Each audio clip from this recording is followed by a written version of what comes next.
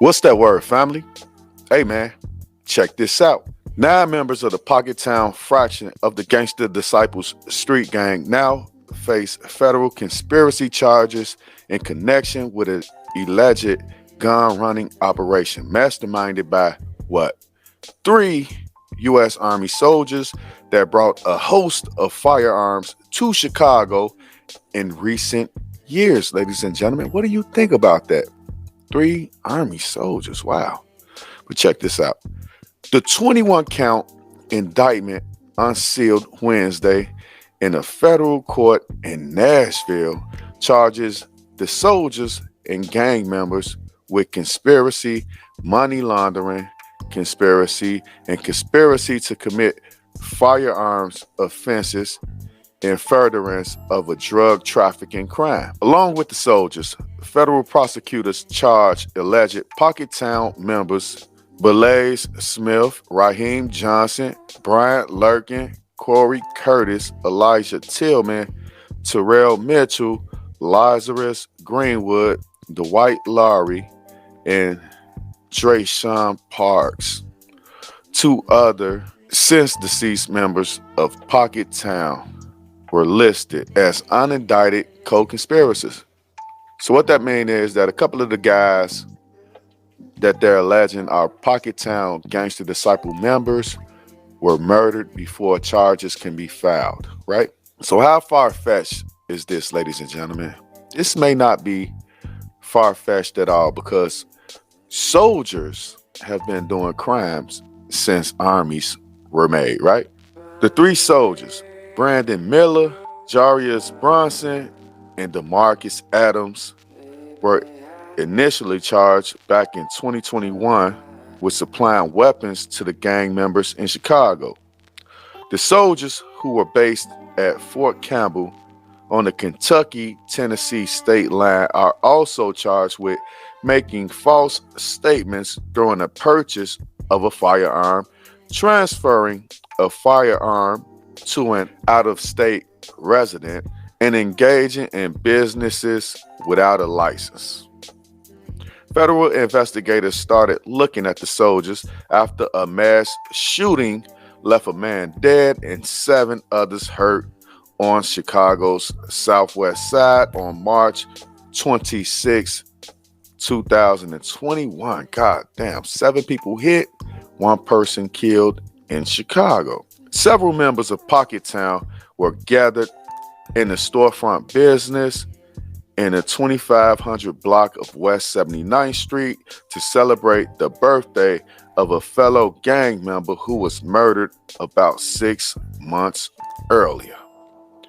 During the celebration, at least 2 shooters opened fire on the group, leaving 1 man dead and 7 other people wounded. The man who was killed, Dante Thomas, was listed as one of the 2 unindicted co-conspirators. So they list him as an unindicted co-conspirator because the man's not here to defend his good name, ladies and gentlemen. Yes.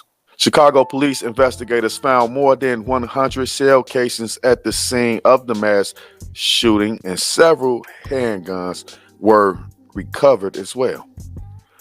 The shooters have not been charged, but police sources say investigators believe the attack was carried out by members of the No Limit fraction of the Black Peace Stones.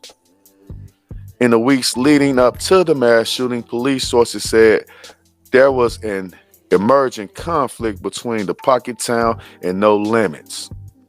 On January 28, 2001, Gregory Jackson III, a No Limit affiliated rapper known as Little Greg, was fatally shot in a barbershop in the South Loop in Chicago. Jackson was a close associate of, check this out, ladies and gentlemen, of Herbo, one of Chicago's most popular contemporary rappers, who has long claimed loyalty to No Limit in a 2012 song with fellow local rapper Lil Bibby.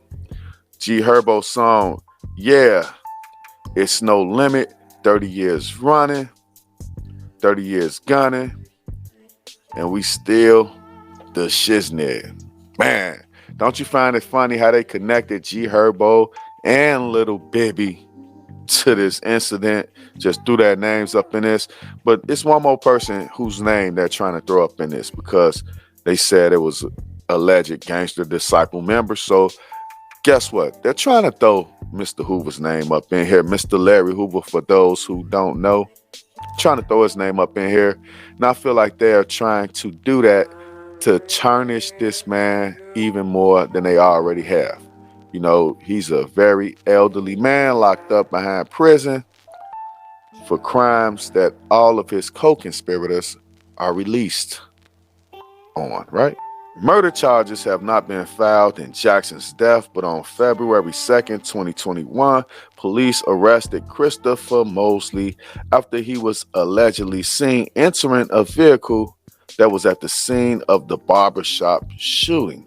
According to his arrest report, Mosley had a statue on his person when officers asked him to get out the vehicle.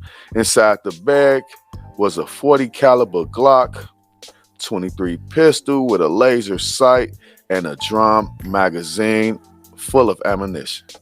Arresting officers noted that the gun's serial numbers were AE KW006.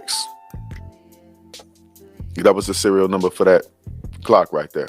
Federal prosecutors in Tennessee said Miller brought that pistol from a licensed gun dealer in Kentucky less than a month before police found it on Mosley, right?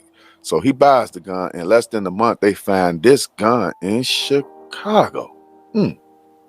Boy, I tell you. Mosley, who now faces charges of being an armed habitual criminal, aggravated unlawful use of a weapon, and being a felon in possession of a gun. A search of cell phones belonging to the soldiers allegedly revealed text messages that show 3 soldiers discussing the prices of firearms, how many were to be purchased, and from where. In February 2021, prosecutors alleged Miller was discussing gun prices with someone with a Chicago phone number. In one text conversation, Miller allegedly asked the person if they wanted accessories and ammunition along with the guns. I want to talk to you about the price and what it was again. The person from Chicago texted to Miller, "All right, and what's up, big dog? You said 3 40s, 3 9s, and the AR pistol. I said around $67 or $6,800. That's what Miller said. You want sticks and eggs and everything, or just pipes? I gotta drive 7 hours, gas up, on the road, taking a risk. If y'all not, I'll just bring the pipes only. No rounds or no sticks." So what he said, he got bacon and eggs, right? So what he mean is he got sticks and eggs, right? So he's talking about drums and he's talking about extended clips for the guns and more bullets. 2 months later, prosecutors said Miller was texting with another phone number based in Chicago and said, "We got to hold this shit together. I'ma still play the back road, G. I ain't never turning my back on gang. Stand with me, I'ma stand with y'all on business." Wow. So, first off, let me just say this. This is an older story. I just decided to bring it to you guys because I know the type of stories that my followers are interested in. What do you guys think about this? We got 3 Army guys allegedly selling guns to gang members in Chicago, a pocket town fraction of alleged gangster disciples. 1 of them was killed. 7 was injured, right? Then we had the young man in the barbershop who was killed. In the barbershop in the South Loop. That's almost like FBG Doug being killed in downtown Chicago. It's the same thing to me. The South Loop in downtown, man, that's a close proximity. What I'm saying to you guys is this. I'm saying,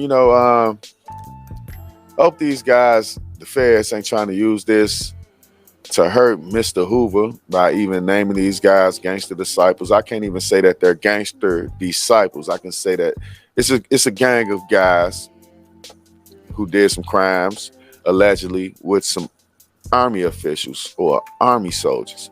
But y'all tell me how y'all feel about this whole entire debacle in the comment section. I'll be back later with more news and commentary. Peace.